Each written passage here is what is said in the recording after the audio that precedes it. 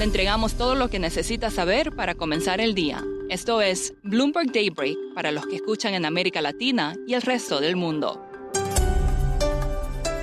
Buenos días y bienvenidos a Bloomberg Daybreak América Latina. Es viernes 31 de mayo de 2024. Soy Eduardo Thompson y hoy tenemos noticias de Donald Trump, de litio en Chile y una visión sobre el legado de AMLO en México. Los mercados están expectantes del dato del deflactor PCE en Estados Unidos, el indicador de inflación favorito de la Fed. Analistas prevén una desaceleración en abril. Además, las acciones de la fabricante de hardware Dell caen hasta un 13% antes de la apertura, tras informar resultados que no impresionaron a un mercado que esperaba más de sus servidores para inteligencia artificial. El crudo, en tanto, tiene pocos cambios antes de una reunión de la OPEP el domingo. Donald Trump fue encontrado culpable en el caso en Nueva York por falsificación de registros para ocultar pagos a la actriz de películas para adultos Stormy Daniels. La condena agrega incertidumbre al mercado, pero los multimillonarios de Wall Street seguirán apoyando a Trump independientemente de su condena penal. La inflación en la zona euro se aceleró a un 2,6% en mayo, más de lo previsto. Esto ensombrece aún más las perspectivas de las tasas del BCE tras el recorte previsto para la próxima semana. Incluso antes de conocerse los datos, una encuesta mostró que economistas anticipan 6 recortes de 25 puntos básicos, una menos que las previstas en abril. El multimillonario Bill Ackman planea sacar a bolsa a Pershing Square tan pronto como el año que viene. Esto según The Wall Street Journal. Se espera que venda una participación en los próximos días en una ronda de financiamiento que podría valorar a su empresa en unos $10.500 millones. Pasemos ahora a América Latina. En Chile, la productora de litio SQM y la cuprífera estatal Codelco habrían alcanzado un acuerdo sobre cómo compartir la producción en el Salar de Atacama antes de la fecha límite autoimpuesta de hoy. El acuerdo excluye al accionista Julio Ponce de participar en el directorio de la nueva sociedad a partir de enero de 2031. La mexicana Grupo Mega contrató a Houlihan Lokey antes de posibles conversaciones de refinanciamiento de deuda, según personas familiarizadas. La sociedad financiera no bancaria contrató al asesor financiero mientras evalúa opciones antes del vencimiento de $352 millones en bonos. Y siguiendo en México, este domingo el mundo estará expectante al resultado de las elecciones presidenciales, donde por primera vez en la historia ganaría una mujer. Esto también significa que es momento de revisar la obra y el legado del presidente saliente, Andrés Manuel López Obrador.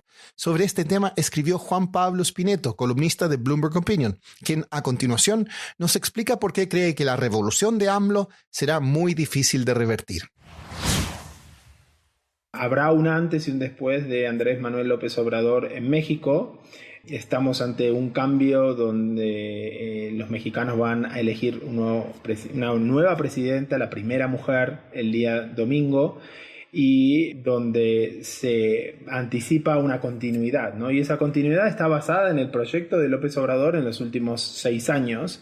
Un proyecto que, si miramos un poco en largo plazo, AMLO obviamente intentó llegar a la presidencia varias veces, lo logró recién en el 2018, pero lo logró con un partido nuevo que él crea hace una década y que en una década pasó de ser un partido de izquierda o de izquierda un poco más radical, si se quiere, a controlar la presidencia, las 2 cámaras en el Congreso junto con sus aliados, a la mayoría de los estados en México, a ser una fuerza política muy importante, la más importante desde la época de ese PRI imperial que veíamos el siglo pasado, ¿no?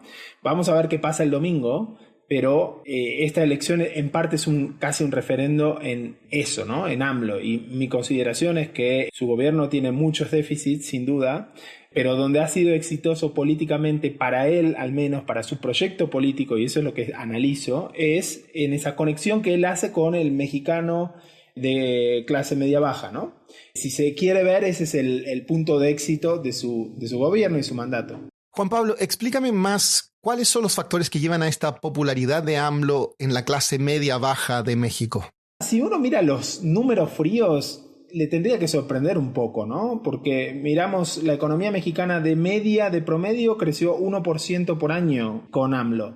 En los años anteriores había crecido 2% y AMLO prometió llegar a crecer 4% por año. Es cierto que en los últimos 2-3 años estuvo mejor, pero el promedio es 1%.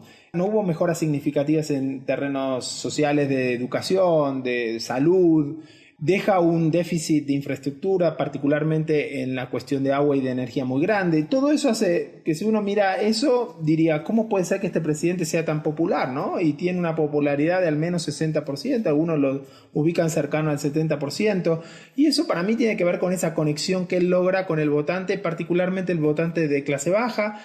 Hay unas visiones un poco más cínicas que lo ven como un clientelismo político, ¿no? Que él ha logrado comprar a esa popularidad a través de programas sociales, a través del aumento del salario mínimo. Pero la realidad es que primero hay que hacerlo, ¿no? Los anteriores por ahí no lo hicieron, pero ese clientelismo político siempre existió en México y me animaría a decir en todos los países de América Latina. Por sí solo no explica esa popularidad. Yo creo que AMLO conecta muy bien con el mexicano promedio porque él ha sabido hacer ese choque entre los ricos, los poderosos y él, que representa al pueblo mexicano, ¿no? Y su estilo así muy informal, muy natural, el hecho de que él prefiera, por ejemplo, irse de gira por los pueblos rurales de México en vez de ir a la reunión del G20 con los grandes presidentes del mundo, le ha generado simpatías y votantes, aunque los datos duros nos muestran que la economía no está muchísimo mejor bajo AMLO que antes de su gobierno. ¿Y crees, Juan Pablo, que quien gane las elecciones podrá heredar esa popularidad? Va a ser muy difícil para mí el próximo gobierno, ¿no? Porque primero que quien sea presidenta va a heredar una situación un poco compleja en varios frentes. Por un lado, la economía se está desacelerando otra vez. AMLO fue muy austero durante sus primeros 5 años, pero este año vamos a tener el peor déficit fiscal en más de 30 años en México. Tenemos altas tasas de interés, tenemos un superpeso que puede ser bueno, pero eso afecta a los sectores productivos. Tenemos una situación de violencia desatada en muchas partes del país y eso no va a ser una situación fácil de manejar, empezando con que no se tiene la popularidad y el carisma que pueda tener López Obrador, ¿no? Y después está el tema de qué va a hacer el López Obrador. Él promete que se va a ir a su rancho en el sur de México y que no va a interferir nunca más, va a escribir sus memorias y ya. ¿Lo hará? Para alguien que toda su vida estuvo involucrado en política, vamos a ver. Por último, los patrocinios deportivos y otras promociones están ayudando a generar más expectación en torno a las cervezas sin alcohol.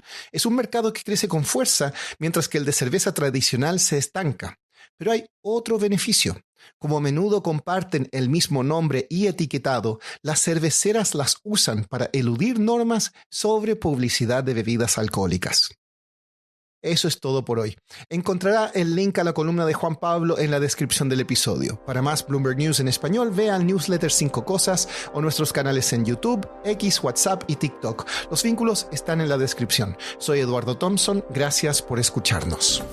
Para conocer todas las noticias que necesita para comenzar el día, revise Daybreak en la app Bloomberg Professional, donde puede personalizar las noticias que desee recibir. También puede suscribirse a la versión solo audio en Spotify, Apple Podcasts o la plataforma de su preferencia. Eso es todo por hoy. Escuche de lunes a viernes Bloomberg Daybreak.